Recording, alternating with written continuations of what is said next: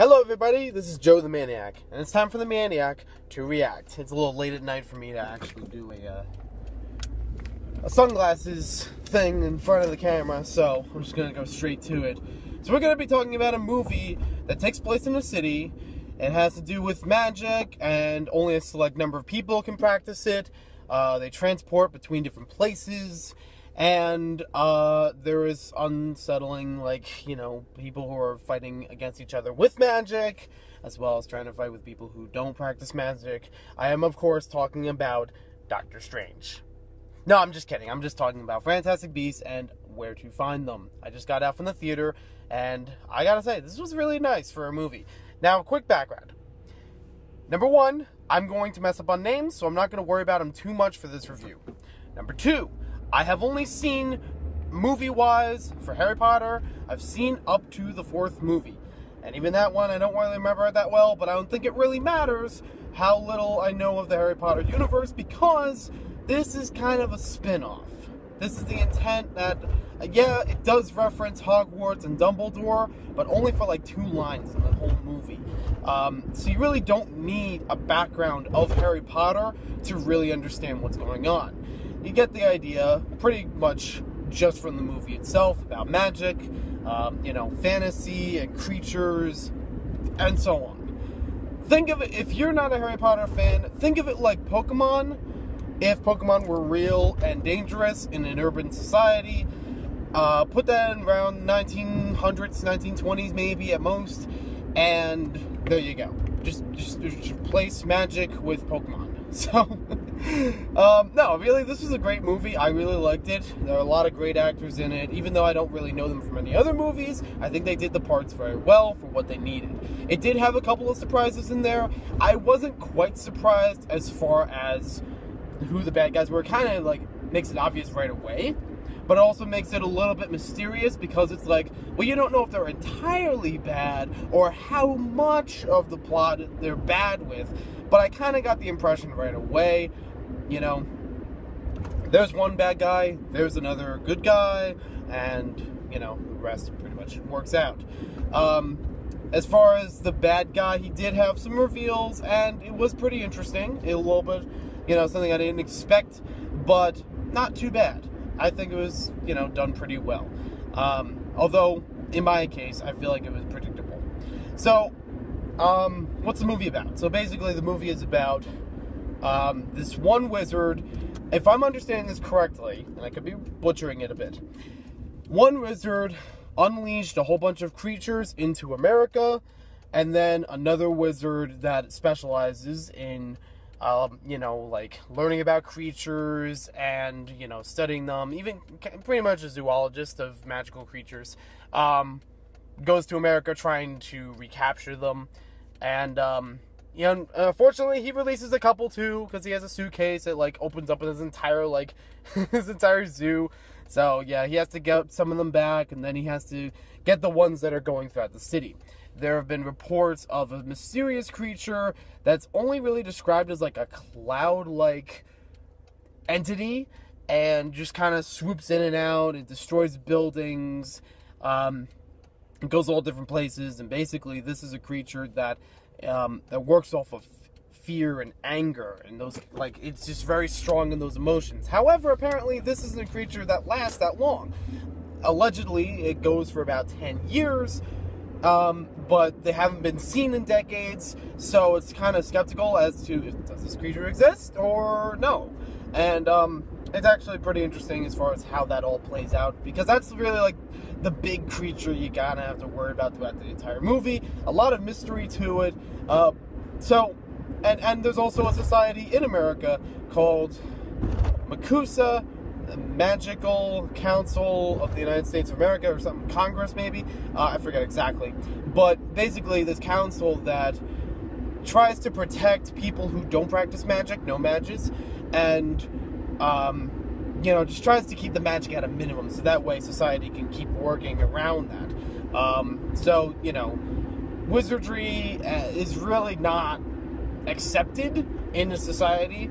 It is a lot like the Muggles of, other Harry Potter movies, and Newt is from England. He's actually from Hogwarts, so yeah, that's where that part ties in. But pretty much the rest of it is everyone's in America, and they've got magic and they got peace. So it's pretty interesting.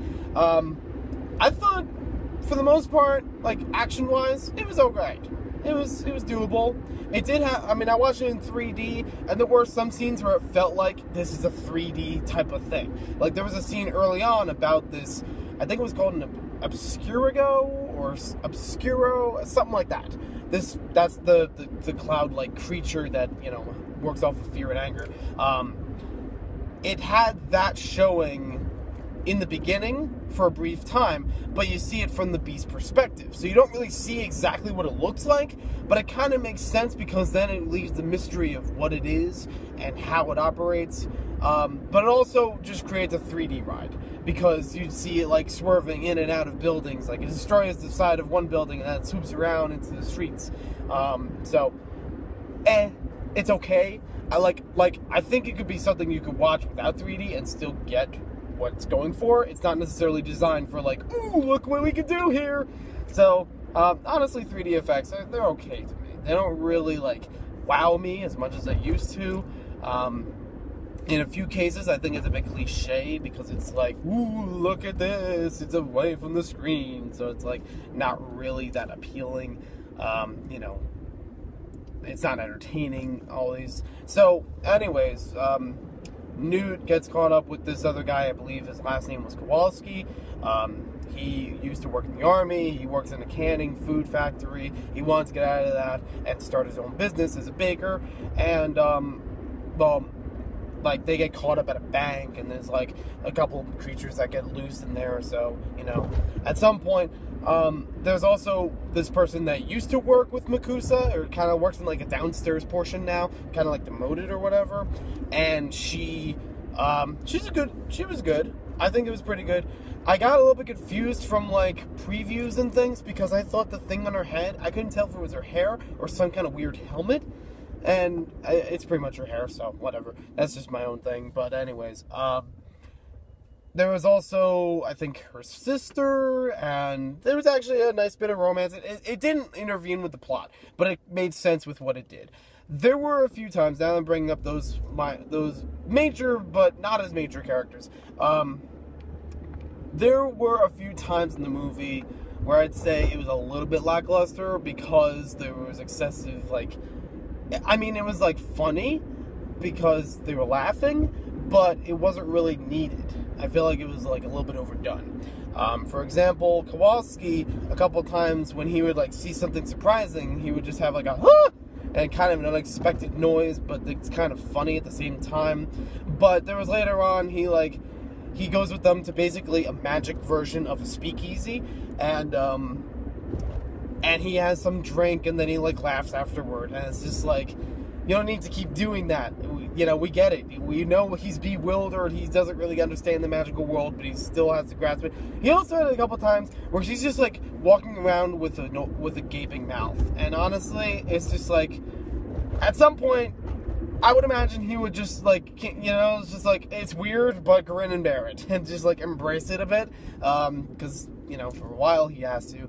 But he doesn't have to keep walking around like, oh, look at this stuff. And it's just, like, a little bit distracting. There was also a point, I forget what her name was, but the person who works in Makusa, that follows around with the four of them. It was towards the end of the movie. It's not really a spoiler, but she just has, like, a couple nervous laughs here and there, and it just didn't really help anything in the moment. I think it just could have been done without. I have really minor complaints about this movie. I think it was done very well. The CG is everywhere, no doubt. I don't even know how much of the movie would have actually been filmed in person, or just behind a green screen, if anything. But it's kind of needed because there's a lot of fantastical elements, and to make them a little bit more, like, mystical, but also kind of real, you have to use that to some degree.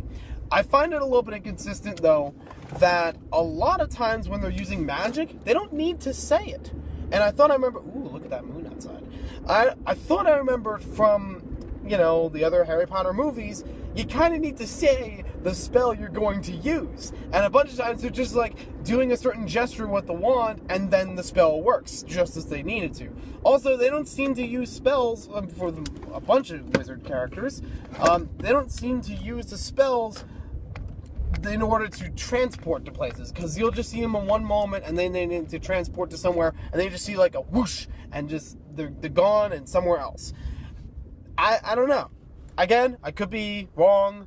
Maybe there's something that they do use, but I don't comprehend it. But it's just something that, for me, it just didn't make a bit of sense, because it was like, I thought they had to say it, you know? Yeah, I mean, I'm thinking of like the earlier Harry Potter movies where, you know, students are taught to say a certain spell and then have the wand move in a certain motion in order to make that spell work. A lot of times in this movie, they didn't really need to do that. And it also kind of made me wonder in a few cases, like, why do they need to walk somewhere when they can transport? You know, even if it's to a magical secret place in the world, you know? It's like, can somebody follow you and you have this magic that can just take you around to places? Is that going to be revealing? I don't know. There are a little bit of inconsistencies, but I think for the most part this movie worked out for me, and it was enjoyable. And again, considering my knowledge of Harry Potter, I may be wrong in a couple of notes here and there about magic users. I thought, you know, for the most part, the ending was alright. A little bit, you know, heart-wrenching, because it's like, they still can't do magic openly, and, you know, everybody pretty much has to have their memory wiped. So, I mean, albeit in a very interesting way, and they did allude to it a little bit earlier in the movie, where Newt was working on something, but, yeah, a little bit disappointing that it's just like, well, that's it. And I was kind of, also, somebody dies at the end, and I was kind of like, well, I hope it doesn't wind up that way, but I'm pretty sure it's going to wind up that way, and it did. So, thanks for watching this video. Hope you guys enjoyed it. Hope I didn't spoil too much for that at the end. And we'll see you next time with more videos. Let me know in the comments below, did you enjoy Fantastic Beasts and where to find them? And I'm going to pick up Fantastic Beasts and where to find them for the LEGO Dimensions game. And we'll see you next time with more videos. So, later.